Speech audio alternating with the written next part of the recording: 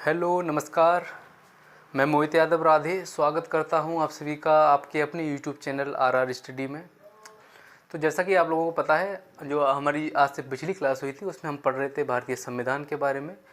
और भारतीय संविधान को पढ़ते हुए हम लोग अपना जो मौलिक अधिकार है यानी संविधान का जो भाग 3 है उसको हम कवर कर चुके हैं।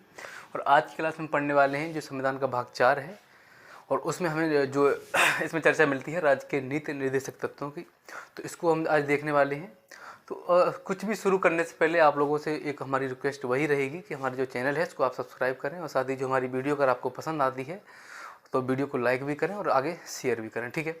तो आज हम देखने वाले हैं राज्य के नीति निर्देशक तत्व। तो सबसे पहले एक जो महत्वपूर्ण चीज़ आप लोगों के लिए जानने के लिए रहेगी वो ये रहेगी कि जो आपके राज्य के नीति निर्देशक तत्व हैं वो किस अनुच्छेद से कहाँ से और कहाँ तक संविधान में पाए जाते हैं, ठीक है।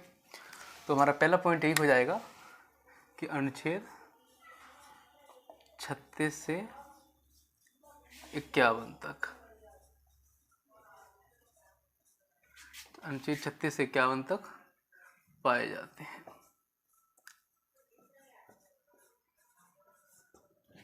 आपके जो राज्य के नीति निर्देशक तत्व हैं ये अनुच्छेद 36 से 51 तक पाए जाते हैं।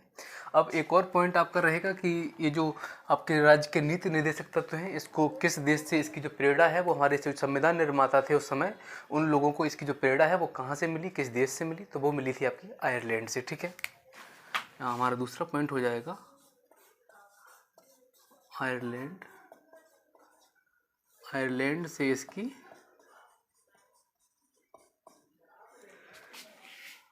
प्रेरणा ली। देखिए, जो हमारे देश के संविधान निर्माता थे इन लोगों ने ये राज्य की जो नीति निर्देशक तत्व हैं इसकी जो प्रेरणा है वो कहाँ से ली थी, वो आयरलैंड से ली थी। लेकिन आयरलैंड भी इसको कहीं से अडॉप्ट किया था। वो कहाँ से किया था, तो वो किया था आपका स्पेन से, ठीक है। भारत ने लिया आयरलैंड से और आयरलैंड भी इसका जो विचार है वो स्पेन से लेके आया था, ठीक है। अब इसी के साथ हमारा जो अगला पॉइंट हो जाएगा इसको पॉइंट वाइज लिखते रहेंगे, ठीक है। इसी के साथ जो हमारा अगला पॉइंट रहेगा वो ये हो जाएगा, राज्य के नीति निर्देशक तत्व हैं इनको न्यायालय के द्वारा लागू नहीं कराया जा सकता है, यानी इनको जो विधिक शक्ति है वो प्राप्त नहीं है, ठीक है। न्यायालय द्वारा परिवर्तनीय नहीं है, अर्थात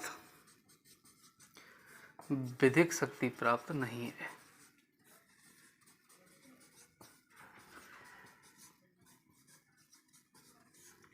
आपके जो राज्य के नीति निर्देशक तत्व हैं इनको क्या होगा कि जो न्यायालय है उसमें जाकर इनको चुनौती नहीं दी जा सकती है, जो आप अनुच्छेद 37 में पढ़ेंगे। लेकिन उसको अब हम बताने से पहले ये सारी चीज़ों को पॉइंट वाइज हम यहीं पर जो है बता दे रहे हैं, ठीक है।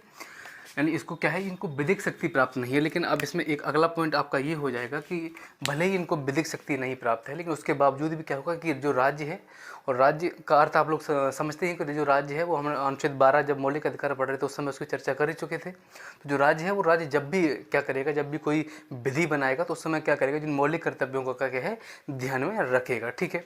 उस पॉइंट को मैं यहाँ नहीं लिखूंगा। लेकिन अब जो हमारा अगला पॉइंट हो जाएगा वो ये हो जाएगा कि ठीक है, तो इसको हम यहाँ लिख लेंगे, वैधानिक शक्ति प्राप्त न होने के बाद भी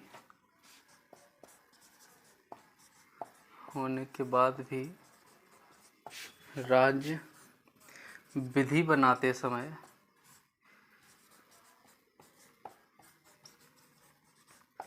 इन तत्वों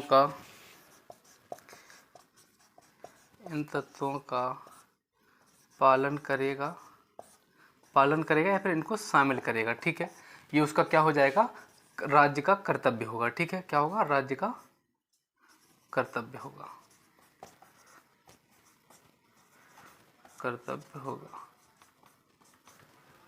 ठीक है प्यारे भाइयों। यहाँ तक हमारा कंप्लीट हुआ।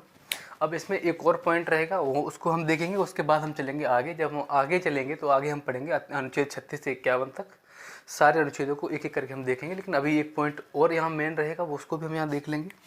तो आपका एक पॉइंट यहाँ ये हो जाएगा जो आपके राज्य के नीति निर्देशक तत्व हैं, इनको क्या है, इनको कल्याणकारी राज्य की स्थापना के लिए इनका जो उद्देश्य है, हम ये इस तरीके से भी इसको कह सकते हैं कि जो आपके नीति निर्देशक तत्व हैं, इनका जो उद्देश्य है वो क्या है, कल्याणकारी राज्य की स्थापना करना है। ठीक है, तो यहाँ लिखेंगे हम इनका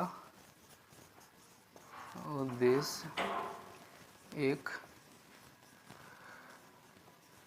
कल्याणकारी राज्य की स्थापना करना।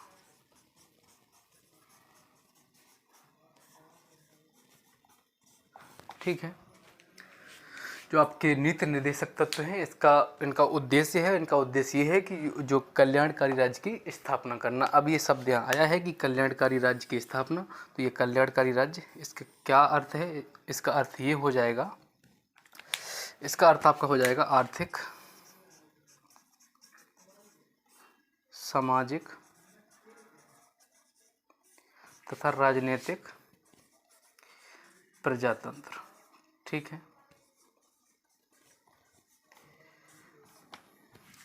तो आपका कल्याणकारी राज्य का जो अर्थ है वो ये हो जाएगा, इस जगह पर इसका अर्थ ये हो जाएगा कि जो आर्थिक, सामाजिक और राजनीतिक प्रजातंत्र, यानी हम एक अपनी भाषा में अगर इसको कहें तो ये भी कह सकते हैं जो आपके चाहे वो संसाधन की बात हो या फिर किसी नियम या कानून की बात हो, तो इस तरीके से क्या है, इस पर सभी का अधिकार होना चाहिए, ये भी इसमें इसी का एक उद्देश्य हो सकता है। ठीक है, अब हम इसको करेंगे साफ और फिर हम देखेंगे, यहाँ एक बार लिख लेते हैं हम इसको, अनुच्छेद 36 से 51 तक। तो अब हम अनुच्छेद 36 से 51 तक इसको देखने वाले हैं। वैसे तो जो आपका अनुच्छेद 36 है उसमें राज्य की परिभाषा है, उसको लिखना जरूरी है भी नहीं, लेकिन तब भी हम इसको यहाँ लिख देंगे। ठीक है, अनुच्छेद 36 है, आप 37 है, जो 37 में है आपका न्यायालय द्वारा प्रवर्तित नहीं है, यही आपका अनुच्छेद 37 का भाग है। लेकिन हम इन सबको हमने पहले ही पॉइंट वाइज लिखा दिया है, क्योंकि ये ज़रूरी है आप लोगों को जानने के लिए कि आप इस चीज़ों को समझ सकें। ठीक है, तो हम चलते हैं अनुच्छेद 36 से शुरुआत करेंगे, इसको हम करेंगे साफ। ठीक है, तो अब सबसे पहले हम देखेंगे अनुच्छेद 36 को।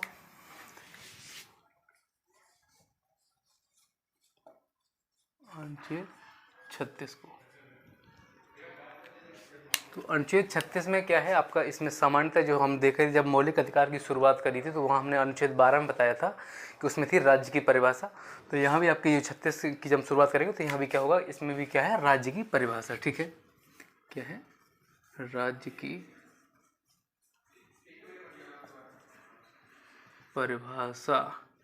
ठीक है, अब आता है, अब यहाँ मैं वो सारी चीज़ों को नहीं शामिल करूँगा जो अनुच्छेद 12 में आपको बता चुका हूँ। तो अब हम चलेंगे अनुच्छेद 37 की तरफ। ठीक है, अनुच्छेद 37, अनुच्छेद 37 में है कि ये जो आपके, मैंने अभी पहले भी इस पर चर्चा करी है, जो आपके राज्य के नीति निर्देशक तत्व हैं, इनको क्या है, न्यायालय में चुनौती नहीं दी जा सकती है, अर्थात ये बाध्य योग्य नहीं है। ठीक है, नीति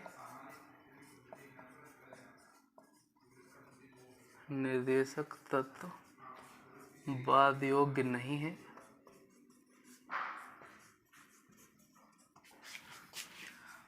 अर्थात इनको न्यायालय में चुनौती नहीं दी जा सकती है। ठीक है, न्यायालय में चुनौती नहीं दी जा सकती है।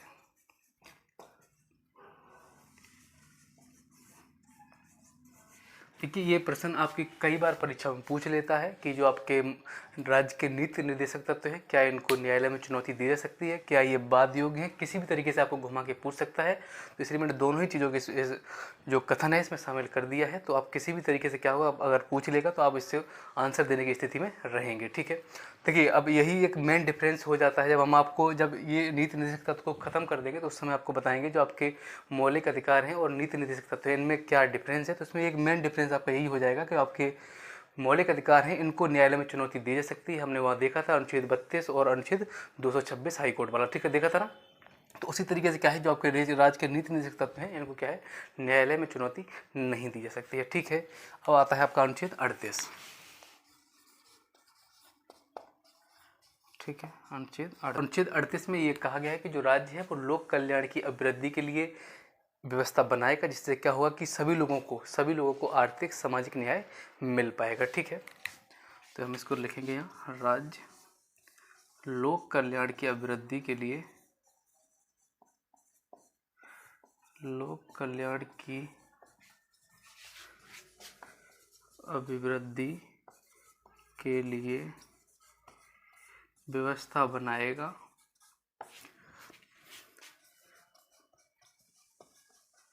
जिससे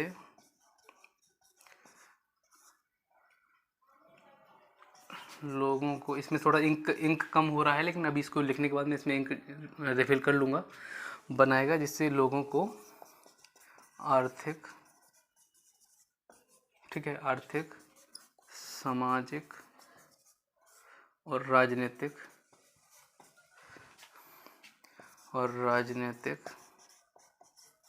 न्याय मिल पाएगा। ठीक है, अब इसमें थोड़ा सा मैं इंक रिफिल करूँगा, लेकिन उससे पहले इसको एक बार मैं दोबारा से रिपीट कर दे रहा हूँ। तो अनुच्छेद 38 में ये कहा गया कि जो राज्य है वो लोक कल्याण की अभिवृद्धि के लिए क्या करेगा, एक व्यवस्था बनाएगा, जिसमें क्या हो पाएगा, जिसका उद्देश्य क्या होगा, इसका उद्देश्य ये होगा कि जो सभी लोग हैं उनको क्या होगा, आर्थिक, सामाजिक और राजनीतिक न्याय मिल पाएगा। ठीक है, तो अब इसको हम करेंगे साहब, और थोड़ा सा इसमें इंक डाल लेते हैं।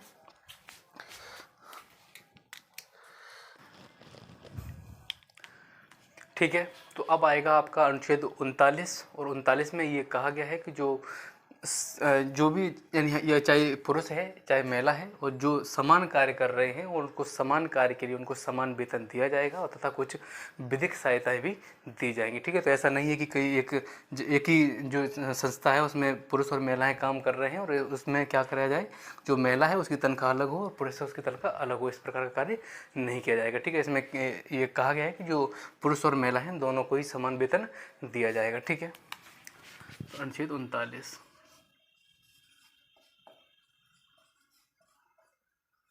अनुच्छेद 39 में ये कहा गया है, इस तरीके से लिखते हैं इसको, पुरुष तथा, अब ये अच्छा चलने लगा है ना, पुरुष तथा महिला को समान कार्य के लिए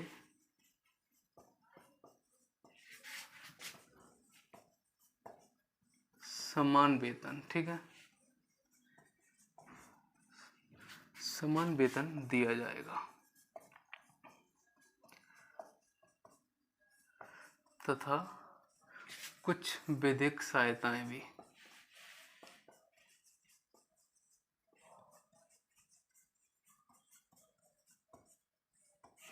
देखिए, आपकी किसी भी, जो भी मैं टॉपिक पढ़ा रहा होता हूँ, किसी भी तरीके का यदि आपका कोई डाउट होता है, अगर आप इस क्लास को रेगुलर देख रहे हैं, तो किसी भी प्रकार का कोई डाउट होता है या फिर किसी भी प्रकार का आपका कुछ सुझाव होता है, आप उसको कमेंट कर सकते हैं, और निश्चित ही हम उसको यहाँ से जो है आपका जो सुझाव रहेगा उसको मानने का प्रयास करेंगे, और जो भी आपका प्रश्न रहेगा उसको आपको बताने का प्रयास करेंगे। ठीक है, अब आता है आपका अनुच्छेद 39 का खा।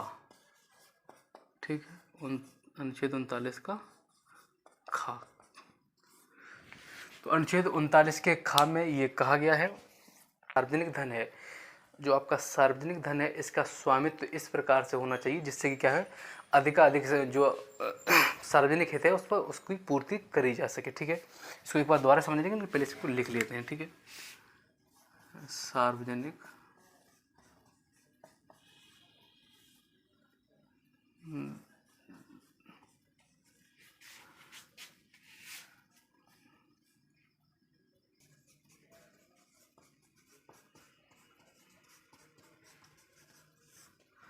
ठीक है, ये आपका अनुच्छेद 39 का खा। इसमें एक कहा गया है कि जो सार्वजनिक धन है इसका स्वामित्व इस प्रकार से होना चाहिए, ऐसा नहीं कि किसी एक वर्ग को आपने थमा दिया है या फिर किसी एक ऐसी सरकार को थमा दिया है जो केवल एक ही व्यक्ति के हित के बारे में सोचती है, फिर एक ही वर्ग के हित के बारे में सोचती है, तो ऐसा नहीं होना चाहिए। इस तरीके से इसका जो स्वामित्व है इस तरीके से होना चाहिए जिससे क्या होगी, सार्वजनिक हित की प्राप्ति की जा सके अधिक से अधिक मात्रा में। ठीक है, अब आता है आपका अनुच्छेद 39 का, अनुच्छेद 39 का गा। ठीक है, तो अनुच्छेद 39 का गा इसमें यही है कि इसमें धन का समान वितरण की बात इसमें की गई है। ठीक है, क्या की गई है, धन का समान वितरण। ओके, अब आता है आपका अनुच्छेद 40 जो कि आपका बहुत ज़्यादा जो है प्रसिद्ध अनुच्छेद में से ये एक है, क्योंकि ऐसा मैं इसलिए कह रहा हूँ और ये कई परीक्षा में आपका पूछा भी जाता है और कई परीक्षा में पूछा भी गया है और आगे भी इसके चांसेस बने रहेंगे। तो ये इसमें क्या है आपका ग्राम पंचायतों